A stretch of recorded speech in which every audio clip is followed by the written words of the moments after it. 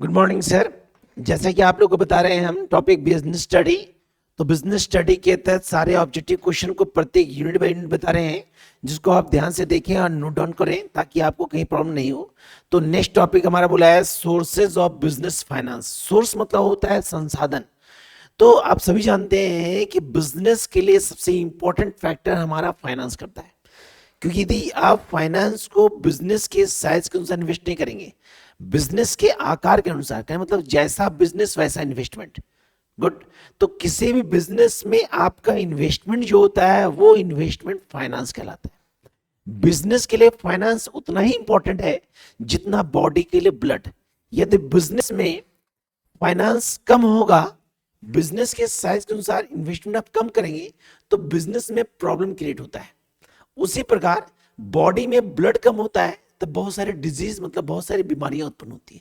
तो उन्हीं समस्याओं को दूर करने के लिए बिजनेस के साइज के अनुसार, बिजनेस के आकार के अनुसार हम लोग जो इन्वेस्टमेंट करते हैं उस इन्वेस्टमेंट का भी सोर्स होता है, जिसको बोलते हैं सोर्सेज ऑफ बिजनेस फाइनेंस। तो जैसा कि इसका एक वर्किंग नोट है, जान लीजिए। Sources of business finance. जब भी बिजनेस में फाइनेंस इन्वेस्ट करते हैं तो इसका कैटेगरी तीन होता है। इसका कैटेगरी तीन होता है। पहला होता है लॉन्ग टर्म फाइनेंस। पहला होता है लॉन्ग टर्म फाइनेंस। नेक्स्ट होता है middle term finance. Middle term finance.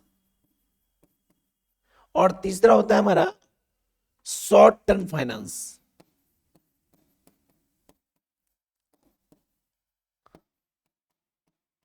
Short term finance. तो जो लॉन्ग टर्म फाइनेंस होता है ये शेयर के रूप में लगाते हैं। किस रूप में? शेयर दो होता है, इक्विटी शेयर और प्रेफरेंस शेयर। इक्विटी शेयर और मीडियम फाइनेंस जो होता है हमारा, इसके तहत हम लगाते हैं,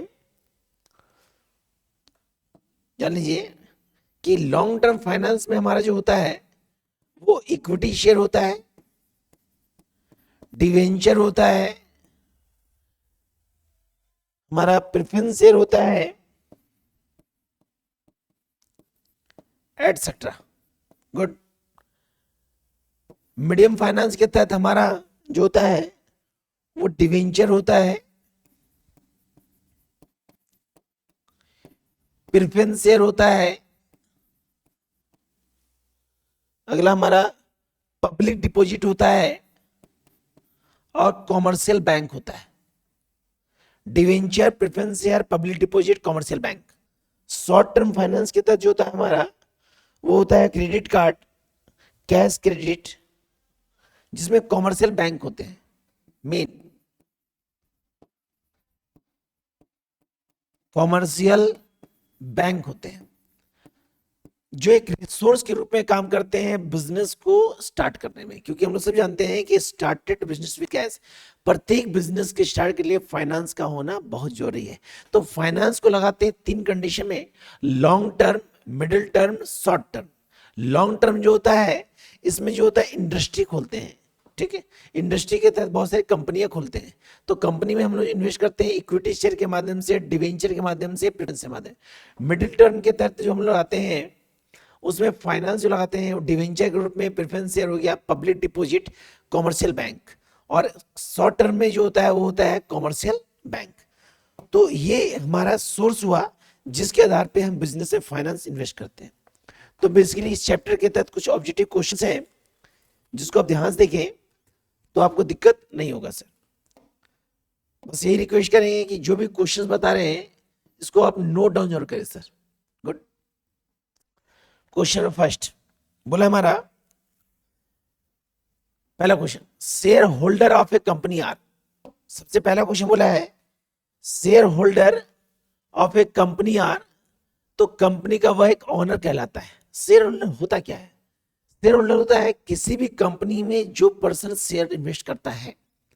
किसी भी कंपनी में प्रोस्पेक्टस को रीड करने के पश्चात जब कंपनी में शेयर इन्वेस्ट करते हैं, चाहे इक्विटी शेयर के रूप में या प्रेफरेंस शेयर के रूप में, तो उस कंडीशन में आप कहलाते हैं कंपनी के ऑनर। क्या कहलाते हैं सर? कंपनी के ऑनर। गुड। अगला बोला है सेकंड क्वेश्चन, बोला हमारा कि debenture holder of a companies. तो डिवेंचर होल्डर क्या है मेरे कंपनी का? Debtors, creditor, owner, none of this creditor. Next question बोला है payment of dividend on share is compulsory, voluntary, both A and B, none of this voluntary.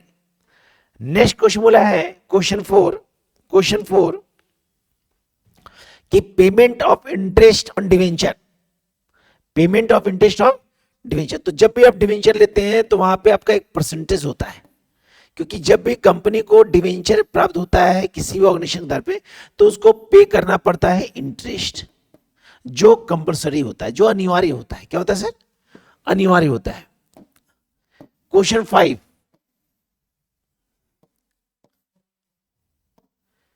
5, बोला है हमारा क्वेश्चन, ध्यान से देखेंगे। क्वेश्चन 5 बोला हमारा loan given by commercial bank is short term, medium term, long term, none of this. तो अभी जस्ट बताए थे कि कॉमर्शियल बैंक जो होता है वो शॉर्ट टर्म के लिए होता है। इसके लिए होता है शॉर्ट टर्म। नेक्स्ट क्वेश्चन बोला है finance received on the issue of share, issue of share.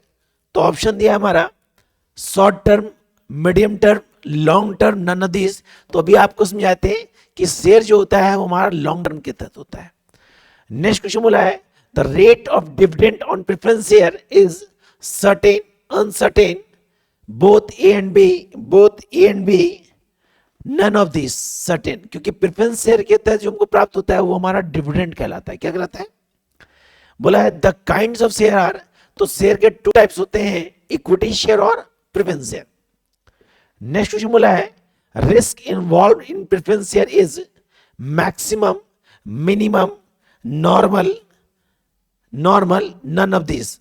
तो ये होगा सर नॉर्मल। क्या होगा सर? नॉर्मल। नहीं सर, नॉर्मल नहीं होगा सर, रॉन्ग बताएं। ये नॉर्मल नहीं होगा, ये होगा हमारा मिनिमम। क्या होगा सर? क्योंकि प्रेफरेंस शेयर का डिविडेंड जो होता है सर वो हमारा मिनिमम होता है, कम से कम होता है। क्वेश्चन 10 बोला हमारा कि the risk involve in equity share is, the risk involve in equity share is maximum, minimum, normal, none of this maximum. क्या सर? मैक्सिमम।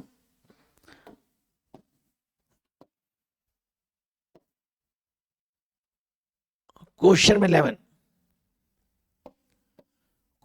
बोला है हमारा, ध्यान देखेंगे international sources of finances ADR, GDR, FDI, both A and B, none of this.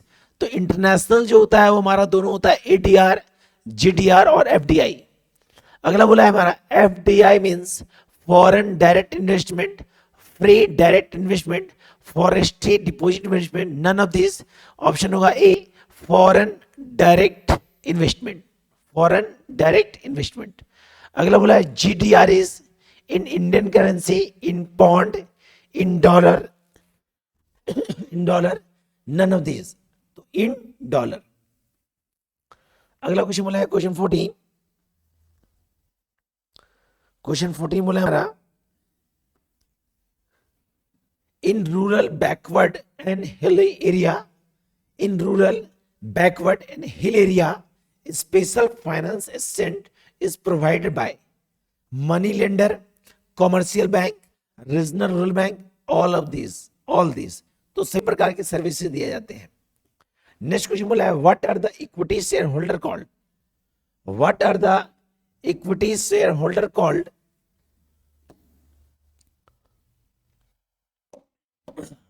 Option दिया है owner of the company, partners of the company, president of the company, manager of the company, manager of the company. तो इसका option होगा हमारा owner of the company, owner of the company. Next question बोला है which of the following is not included external sources of finance, which of the following is not included external sources. तो ये internal है, external नहीं है, external नहीं है। तो ये एक्सटर्नल है, ये भी एक्सटर्नल है, ये एक्सटर्नल है। तो एक्सटर्नल नहीं कौन है? रिटर्न अर्निंग, रिटर्न अर्निंग, तो ऑप्शन होगा बी, ऑप्शन बी। तो ये हमारा बिजनेस फाइनेंस से रिलेटेड टॉपिक था, जिसको आप ध्यान से देखेंगे तो आपको इस टॉपिक में कहीं दिक्कत नहीं होगा। हाँ, बशर्ते इसको नोट डाउन जरूर करें या 2 से 3 बार सुने तो कहीं दिक्कत नहीं होगा। इसको देखिए, सब्सक्राइब और लाइक जरूर करें ताकि आपको ये पता चले कि हम क्या पढ़ रहे हैं, और या यदि नया टॉपिक हम देते हैं तो आपको तुरंत वो टॉपिक तुरंत मिल जाएगा। सब्सक्राइब करने के बाद वो तुरंत कंटेंट आपको प्राप्त हो जाएगा। Okay sir.